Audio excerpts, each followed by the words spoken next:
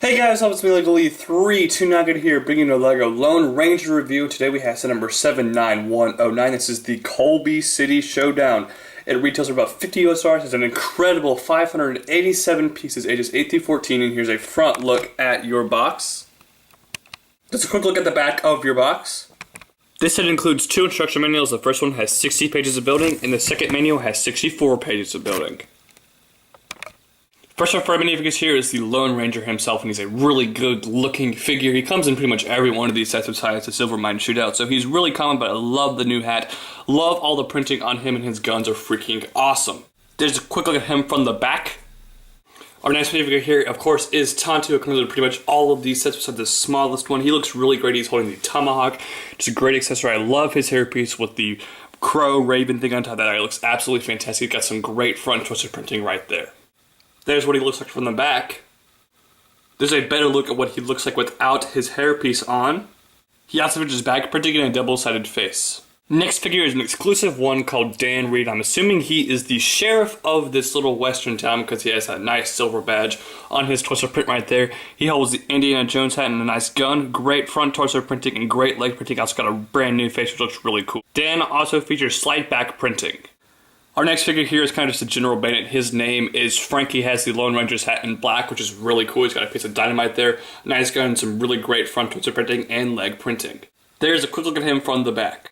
Our last figure here is another goon, bank robber kind of dude. His name is Ray. He looks really cool. He has one of the bowler hats there, which is really nice. I love his face with the big sideburns. His front torso printing is really good. Leg printing is great as well. He has a little gunmetal pistol and a really great little bag there. The same thing that the collectible minifigure Santa figure had, which is a really nice piece. There's a quick look at him from the back. Before we move on to the actual main buildings of the set, you do get a nice little plant here, which is pretty cool. You also get a small little wagon here, which is a nice little micro build. It has a couple $100 bills and a nice little clear bottle inside right there. Our first building here is the Sheriff's Office, which looks absolutely fantastic. I love the design on this thing. You can see the sticker there that does say Sheriff, which is a sticker, not printed unfortunately. Those little boards right there, though, are printed, which is really cool. You can see all the great details going on the front right there. There's a wanted poster for Butch Cavendish, which is a figure in other sets. You can see the roof here is really cool. Got some more unique stickers, which are really weird shape stickers. They do look really cool, and some really cool detail. You can see the jail cell from the outside here. Really looks great. Got a stick of dynamite there. Really cool design on the outside of this Sheriff's Office. It's absolutely fantastic looking.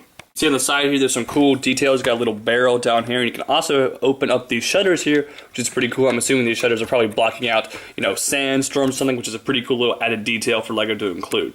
Here's a quick look at the back of the Sheriff's Office. There's not a whole lot going on in there. There's a nice little seat where you can sit. A minifigure got some handcuffs and a big gun. Little table over there with a little cup. Not too much, but there's a little jail cell. You also have a key and a door. There's a little ladder so you can get up to the roof. So that's a pretty cool little feature. One of our first features here with the set is the jailbreak mechanism. You can see this little rod on the side here, and if you push on that rod, it blows off the whole jail door, which is really cool. Here's a closer look at that jail thing, and you can see inside there's a figure. I really love how this jail cell works because the whole thing is covered up. Sometimes in LEGO sets you have it open from the back like here, but this whole thing is sealed, so it feels more like a jail cell. It's really nice, small, and compact, so I really like that feature. The final play feature here with the Sheriff's Office is one of the favorite features from this entire Lone Ranger line. It's a really great feature. What you do basically is you pull down on this part right here and it reveals a hidden cannon, which is really funny and really cool. And that cannon does fire. It's just like the one that came in the Cavalry building set. You do get 3 cannonballs on the top here in kind of a lighter gray color, and you can put those inside the cannon. And if you pull on the back of the cannon, it will fire the cannonballs, which is a really cool, nice little feature.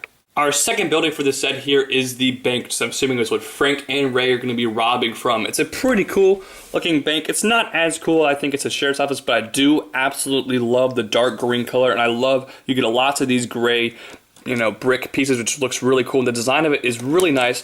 One major problem I have with it is over here, it's really long and looks really good, but over here it looks just kind of weird. It's not as long. It just doesn't really fit with the rest of the thing. It makes it, kind of look a little bit strange to me. I'm not really sure why that is, probably because of the movie, of course, but that's just really odd to me.